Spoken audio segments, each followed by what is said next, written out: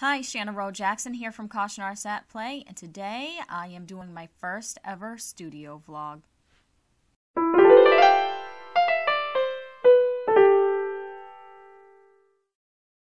This is going to be more of a studio vlog style. I'm working on this oval-shaped canvas. I'm going to be doing an oil painting. It's going to be a bumblebee on a dandelion. I apologize if you can hear the traffic. It's a really nice day today, so I have my windows open. But, so what I'm doing right now is I'm getting ready to transfer my line drawing. I had sketched out a bumblebee on a dandelion in my sketchbook. I'll insert a picture of it. It's actually quite small. I did a 4x5 sketch of it. And then I scanned it into my computer and I blew it up and I printed it at poster size. So it ended up being 4 pieces that I had to tape together. Printed it at poster size so it could be a 16x20, which is the size I'm working at. And now basically I am using some pastel on the back so that I can transfer it.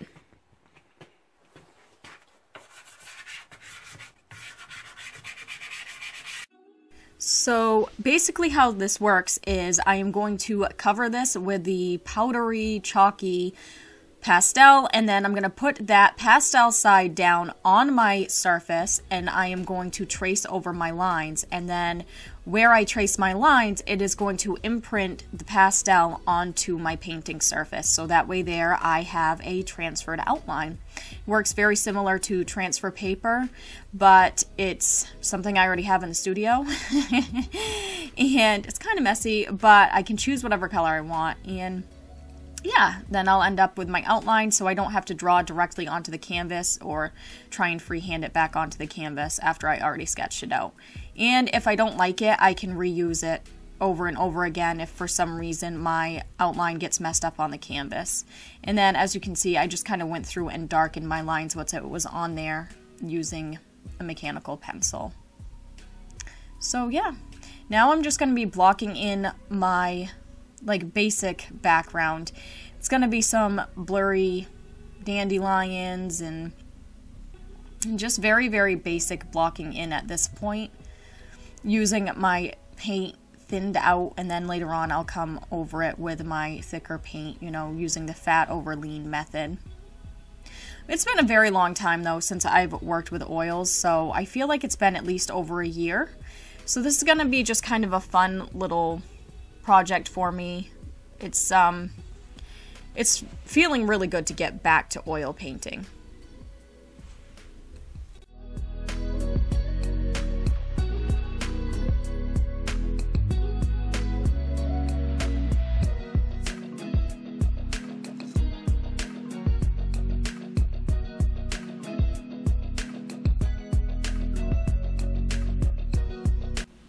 One reason why I don't work with oil paint a whole lot is because it ends up taking over my whole studio when I do it. I end up having to kind of move things around a little bit because I'm usually using my easel, which means I'm using my drawing desk as like an extra table beside it, and so I have my drawing desk flattened out, and it takes a long time to do an oil project, especially one of this size, because oil paint takes a little bit longer, well, a lot longer to dry.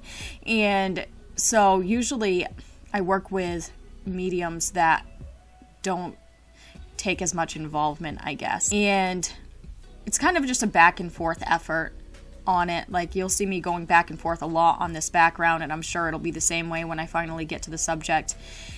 Just kind of playing around and experimenting because it's been so long, so I'm getting a feel for the medium again and really just relaxing and enjoying myself and letting it go where it needs to go.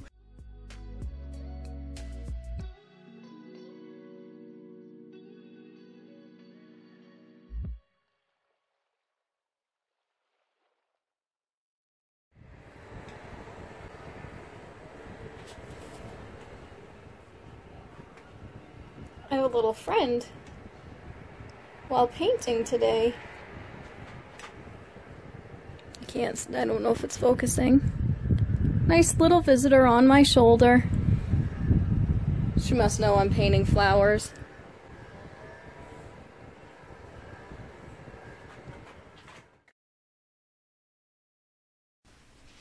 I've been going back and forth between real time and voiceover on this one. And I do have to apologize. You're going to hear a lot of interference and background noise when I'm doing my real time because, as mentioned, I have to have my windows open. I like to keep my studio ventilated while I'm working with oil paints because I'm using odorless mineral spirits. And I also, it was actually a nice day for once. And so, actually it was a nice couple days, so I had the windows open, and so you'll hear traffic and things like that. But yeah, so I'm just continuing on doing this background and going back and forth, laying in the pretty much kind of like the values at this point. I'm not worried about having such high contrast in the background because I am going to want that to be pushed back a little bit. So I'm allowing my oil paints to get a little bit muddy here. I'm kind of overly blending in certain areas purposely so I can get that blurry look and have that kind of muddy look because I don't want it to be as vibrant as what the main subject is going to be, because it's very difficult, especially with yellows and colors like that, to have them pushed towards the background. Warm colors tend to pop forward in a painting and cool colors recede, and so I'm trying to keep my yellows on the cooler side of yellow, but it's still very difficult because it's just such a vibrant color to begin with. And so that's why you'll see, even in like the greens and things like that, I'm kind of dulling things down a little bit purposely. I will come through and probably sharpen things up a little bit in certain areas and just kind of get things, you know, a little bit more refined but still blurry. Just, you know, right now I'm just kind of blocking in.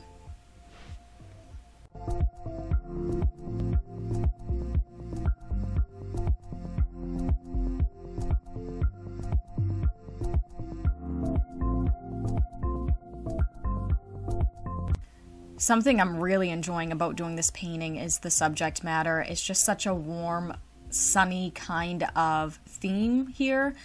And I took my own reference photo and I kind of like, it's kind of one of my favorite things to do. I go out in my yard and I chase birds and bees around and I take photos. It's all kind of part of my process. Photography is very part of my process, and that's one reason why I like to use my own reference photos. I get to spend time with the bees and with the butterflies that I'm photographing first, and I remember that while I'm painting, and I can kind of wrap those memories together. It's kind of a feeling and a sense of place all rolled into one, and I'm brought back to that immediately. And that's one reason why I chose an oval canvas, because to me an oval is kind of a nostalgic shape. I had a print of a watercolor painting in my house growing up, and it was oval shaped because a lot of times in the 80s and 90s there was a lot of oval shaped things. I don't know why. And so to me, the oval shape brings back the feeling of nostalgia and wonder and a young artist, you know, wanting to paint. And so whenever I do a theme that really brings back some sort of memories for me or feels special to me, I do like to usually use an oval shape for that. Or I should say, whenever I do decide to use an oval shape, it's usually a theme that is near and dear to my heart. And so this is just a warm, sunny summer day where I was spending time with the bees, and it's kind of a special memory to me. Even if I don't remember the specific day, I remember the specific feeling, and they really are fun little creatures. I just love the bumblebees, and yeah. I'm back in the studio today. I got some more progress in blocking in the background last night, and it had been almost a week probably since I had the chance to work on this.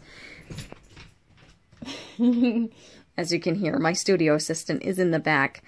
I'll probably be working on this later on tonight. I don't usually have my oil paints out and working while I have my dog up here, just because. But yeah, I got some more progress done on it. I'm very... Excuse you? Do you mind? Apparently he doesn't mind. He wants to be part of the show. So I am, like I said, I made some progress on blocking this in. And I'm hoping that it will be pretty well blocked in by tonight when I start working on this again. In the meantime, I am now working on a really small piece. I'm starting a small 5x7, very similar to what I did here. I sketched out in my sketchbook, and then I scanned it in, and I am transferring it over because this is going to be to test out some new goodies that I got I'm going to be using the Holbein acrylic wash on this, or acrylic wash as they're about to be calling it. So yeah, that's my progress right now. I decided to do a kind of a studio vlog this week because I knew that this was going to take a while, and I don't think that I'll be turning this into a lesson. It's been a very long time since I've worked in oil paint, and so I'm kind of getting the feel for it again. And I just kind of wanted to see what I do and how, like, my progress is, and kind of, like, start to finish on things. And usually I have to juggle more than one project at a time because of YouTube. If I wasn't doing videos, then I would probably just be working on one project at a time. Sorry if this is shaky. It's kind of cold up here. But yeah, so this is where it's at. I can only really work on things on the weekends because I'm working pretty well full-time at my day job. And so I have 3 days that I have off, and I try and pack as much art as possible into them. And then on the days that I am not working on art itself, I'm editing videos, I am kind of taking care of that stuff after work and doing my social media thing, advertising, uploading prints, things like that. And so, and I do a good lot of that on the weekends as well. But yeah, so right now I'm starting a new project. You will see an actual review video for this, but I'm basically just tracing my outline. And then tonight I will be filming more on this, and then I will probably upload my progress for this vlog maybe tomorrow, so I can have it out for Saturday. This painting will not be done by then, but it'll just kind of be, oh, this is what I'm up to this week. Hi, Gus. Do you want to say hi? Mommy needs to sweep her floor. Do you want to say hi? Are you involved, huh?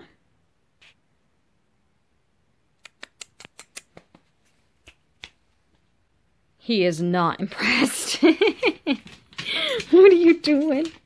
You good boy. Say hi to everybody. Are you a good studio assistant? Yeah. Yeah. You good boy.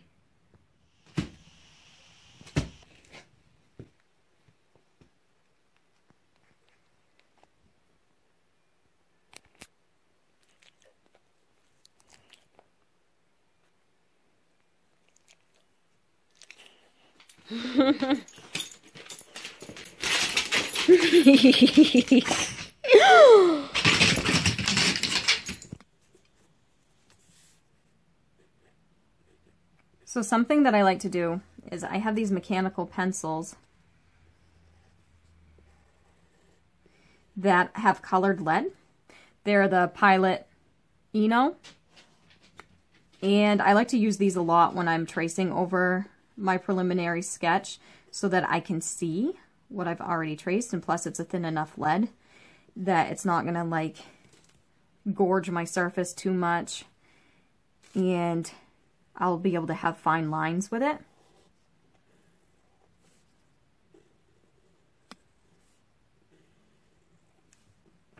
And I'm using a color that is gonna be in this painting. So I'm using pink. It's one reason why I never really bothered buying transfer paper. Now, transfer paper is definitely a lot cleaner and neater than the way I do this. I definitely make a mess, but hey, I'm in the studio. That's what the studio's for. But I like the fact that if I use my chalk pastels, which honestly I don't really use for much else. I've had them for a lot of years, and yeah. I find that if I use my chalk pastels, then I can always choose a color that's going to blend directly in with what I'm working on. And so I've just always found that to be helpful.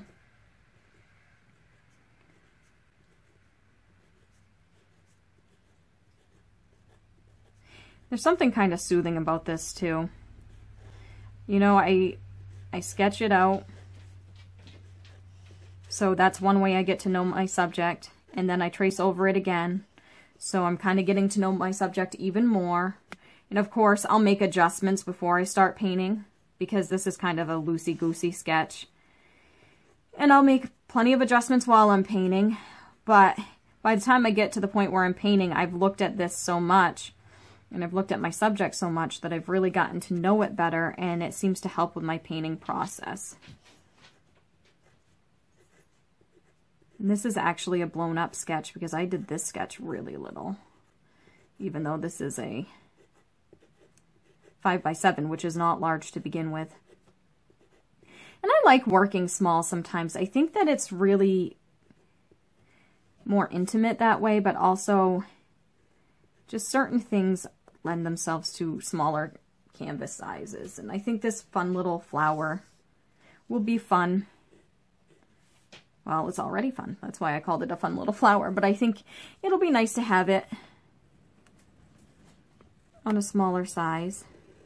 I did quite a few small canvases when I did my Sky series too, because I thought that was a fun challenge to take something as vast as the sky and put it on a small canvas. I thought would be like a nice fun little challenge, and it was great, and to still make it look vast. This is, I'm working on an encaustic board here. I think this texture canvas, or texture panel I should say, will lend itself beautifully to the flatness of the acrylic gouache that I'm going to be using on it. And I chose this subject because it's pink, and I have a really fun pink color that I'm going to try and bring into it. But you'll see more on that in this picture in general when I do the actual review. And you can see this is not a neat drawing. It's not the most beautiful drawing. You can see my sketch lines here. It's not the most exacted drawing in the world. A lot of that will get fixed while I'm painting. I'm trying to do it this method more and more so that I can be a little bit more loose with my style.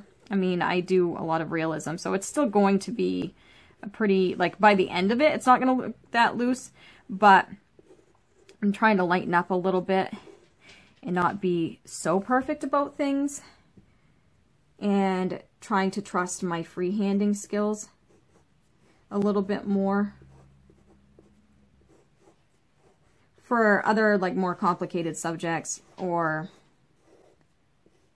you know, just certain pieces, I like to do a full-on grid method, but I've been freehanding a lot more in my sketchbook.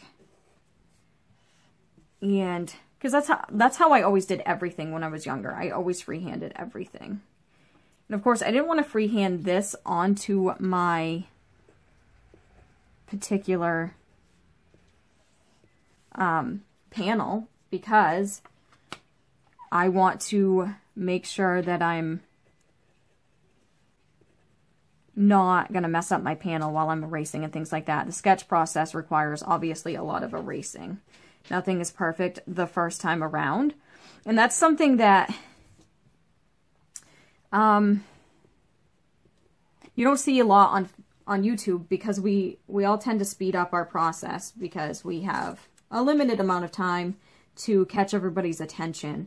So a lot of times you're not going to see the full sketch process because it takes forever. There's a lot of mistakes, but every single person who does any sort of freehanding is going to make mistakes. And even if you're not freehanding, even if you're tracing or using the grid method, there's always room for human error, which is something that makes art so beautiful. Like, it's not easy. Perfection doesn't exist, first of all. We all like to try and strive for it, but it doesn't exist. And when you've got a human being doing these things, it's going to show, no matter what method you're using. I knew I didn't trace over this. Knew there was something missing over here.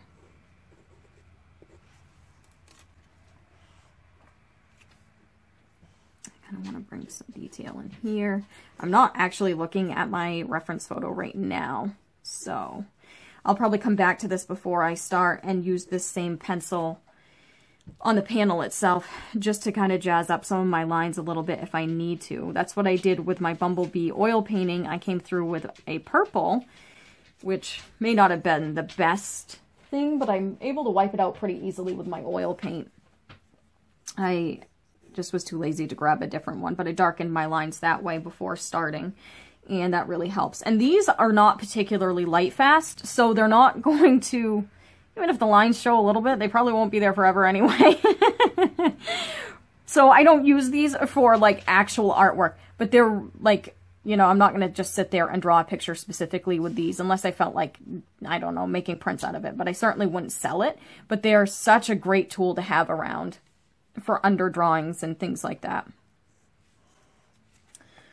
All right, so I think this is I am going to put these lines in just a little bit to kind of show where my grid is. So that way there, when I am trying to make up for things during the painting process, I kind of have a couple guidelines, but I don't need them in there so much. There we go. There is that, there is that drawing. Sorry, I'm in a weird mood today. So there is my preliminary drawing. Hopefully you can see it on there. And you will see me working on this in a future video. I'm going to set that aside for now. And now I'm going to get ready to film my intro for said video. And then I will be back up in the studio tonight doing some more oil painting. You'll see some of that time lapse. So yeah, that's what I've got going on this weekend. Oil painting, acrylic painting. And I have been editing videos in between. Obviously, I have to edit this vlog. And trying to stuff as much art as possible in my 3-day weekend until I have to go back to the grind. So I will see you in a little while. Okay, so I've spent maybe an hour, maybe longer, on this acrylic painting, working with the acrylic gouache. You'll see that in a future video. Now it's time for me to switch modes and start working on my oil painting again. Whew. Paint Central. And even with all that said, I'm not sure when this video will even get put out. It's going to be a busy, busy weekend. Hopefully you guys will be able to see this video by the end of the weekend. As it turns out, I was not able to get this video out by that weekend. So here we are probably like a week later. And you'll probably hear me reference that again when it goes back to real time. But, oh, sometimes life just gets in the way. I'm hoping that you like this style of video. I don't know how often I'll do studio type vlogs, but I thought it would be fun to switch it up. I'm in the process of wanting to redo my studio. It's a great working space, and I'm so grateful to have it, and I've got a great space, but there's just some things that I want to do to kind of make it more mine and make it feel more creative to me and more aesthetically pleasing. And also, I'd like to paint the walls soon because I really want white walls. I feel like it'll help with lighting. I only have 2 windows up there, and I have kind of darker colored walls, and they need some work anyways, and so I'm hoping that if I get, you know, paint my walls white, it'll help with the studio lighting and the accuracy of the lighting, because that's something that I deal a lot with when I'm trying to video edit. It's hard to get the lighting just right, and that's one reason why you see me film in my living room a lot. You'll see me filming at my coffee table because I'm able to get a lot of natural light in my living room, and I just don't have that in the studio. So I'm hoping that white walls will help that. If you're interested in seeing me redo my studio, let me know in the comments below, because I might film the process when we eventually do finally get to it. So I haven't made as much progress on this tonight as I would have hoped, but I did add in this yellow dandelion, and I'm beginning to add some subtle purples for contrast and to gray things out, because these yellows are really bright, and I really want this dandelion to stand out when I put it in. So I'm going to have to find ways to glaze and things like that, but this is the progress I've made so far, kind of getting that bokeh background in and blurred details and things like that.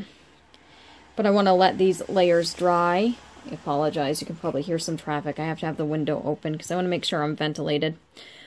And yeah, I want to let these layers dry and then come in and really start bumping up the detail soon. Maybe tomorrow I'll add in this leaf and the stem. But that's where I'm at. I think that's probably going to end this vlog as well because I don't want it to get too long. So next week, or the week after that I post this vlog, I'm hoping that I have finished my review of the Holbeins. And then maybe... Wow, that truck was rude. What a rude truck. How dare they drive by? Anyway, so I'm hoping I'll have this review ready for you, but this little painting is going to take longer than I expected. There's a lot of detail involved. So if not, there'll probably be another studio vlog next week as well. And then I will probably continue to vlog the progress of this. This is probably going to take like a month.